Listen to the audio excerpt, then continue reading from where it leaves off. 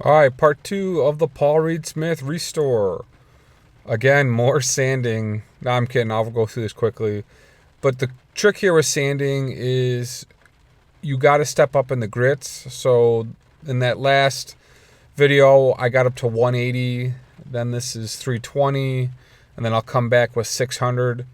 You can see in the video I'll post here, same day, about the fade that I'm going to do on this. Couple scratches I didn't see.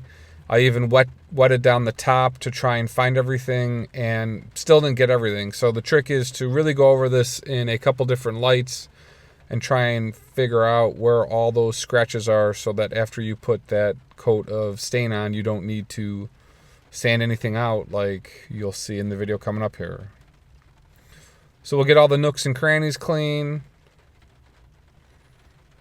I'm a little bit worried about those control cavity covers. And we'll go ahead and start fretting this sucker. We're going to be using stainless steel frets. I purchased my stainless steel frets from Philadelphia Luthier Supplies. They come pre-bent. And what I'll do is I'll cut and trim all of these first. And then we'll go ahead and glue them in. So this slow process for me allows for a little bit cleaner fret pressing in and less filing in the end. So we'll double check all the frets, make sure they're pretty close, and then I don't have to damage the fretboard as much. This fretboard has some damage already, and I didn't really want to roll the fretboard. I probably should have, but I was concerned that if I did that, I would take out those end dots. But there was definitely a lot of gouging towards the upper frets, and it's kind of oval-ish shaped, if that makes any sense. So towards the top of the neck, on those upper frets, the fretboard sort of curves in naturally. We'll speed this up so you don't have to watch all of this. The more time you spend prepping the frets, the less time you'll have for filing later. So we'll even come over to my belt sander and we'll just trim the edges here and get them nice and flush. So I've got all my frets lined up in my fret holder, and we'll take this over and just get that end nib off. So when you make a cut, it leaves it just a little bit messy, and with the sander here, we'll clean that up.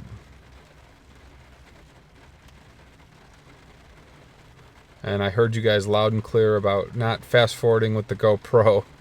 So we'll do shorter segments in real time here. So then we'll come back with this glue applicator.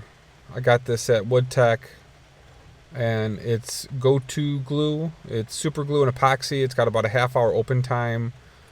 I have a special sort of super glue applicator on the end, and I will draw a line in each fret. You want to use super glue for stainless steel frets. There's a little bit of spring in them sometimes, and I've had a real tough time with fretting stainless steel frets if not everything's perfect. So whenever I do stainless steel frets, I make sure all the frets are from the same place. Make sure that they're all set up the same. Make sure the fretboard is nice, clean, and even. And then also I try not to ship guitars now to New Orleans in the summer with the wrong glue. I've had that happen to me where some of them have moved. It's been a huge pain sometimes. So we'll apply the super glue down, get this all set up. I do about 7 frets at a time. That way I'll let the glue sort of seep into the fret slot, and then we'll line these up, and then I'll press them down.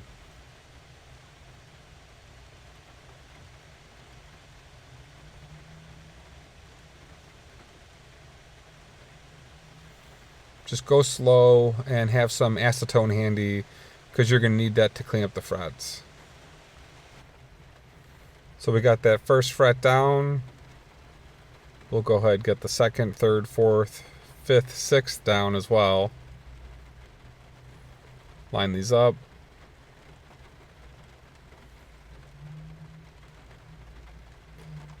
and push them down. You want to make sure you don't over push, but make sure it's locked into the neck. Sort of a feel. You don't want to jam it down because then you'll indent the fretboard, and you don't want to do that. You want to just make sure you've got that feel of it going in, sitting in the slot properly, and move on. So then wherever I've got a little bit of glue floating around, I'm going to clean it up with acetone. And then once I got this all clean, what I'll do is I'll clamp this down and let it sit for 24 hours, let it dry, and then I'll move to the next set of frets and keep going. So I only do about 7 frets at a time. 2 of them did not sit right at all. I don't know why, but I yanked them out here, recut the slots, and then sort of put them back down and got them perfect and flush. Don't be scared to pull frets if they don't look right. If that fretboard is dirty or there's something in there, pull them out and start over. So I've got the fret slotter cleaner, whatever that is, from Stu Mac. And there was something on the far side of one fret, on the other side of the other fret, and we'll just clean it off. So I've got the razor blade scraping away the old glue, and we'll just put those on. Next up, we're going to trim the frets with my files. This is my custom file jig I made years ago. I've got a couple of these floating around the shop. You can buy them or you can make them. Essentially, it's a piece of wood with a slot for a file. Super glue that file in. And then on the other side, you've got a 35-degree for doing the bevel on the fret sides.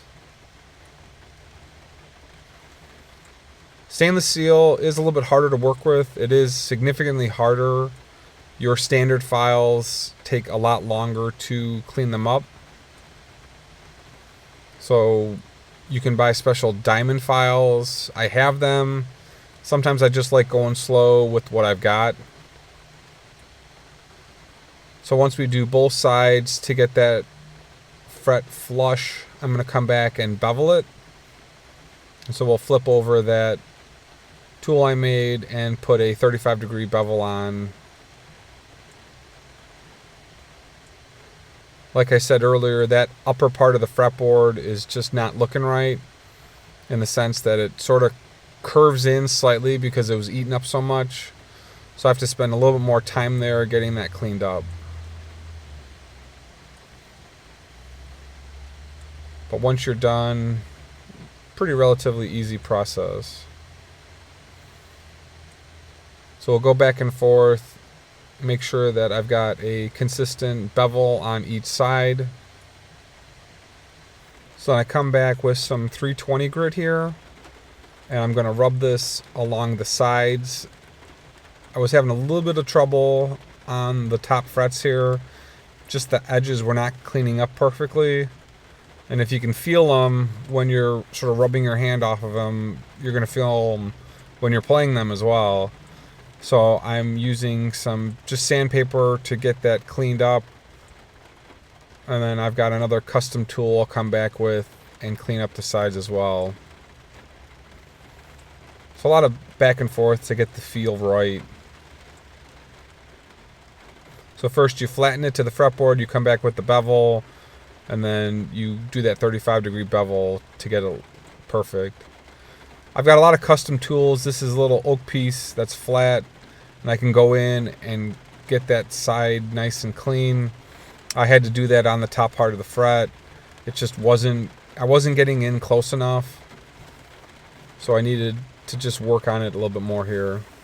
Once I felt like I got it pretty good, I came back with my sanding beam. That beam helps me get everything on a straight line. So with the stainless steel, you have to come back and continually get it clean. But that is the end of part 2, which is fretting the stainless steel frets on this Paul Reed Smith project. So thanks for watching, guys. We'll see you in part 3, where I'm going to be applying the stain.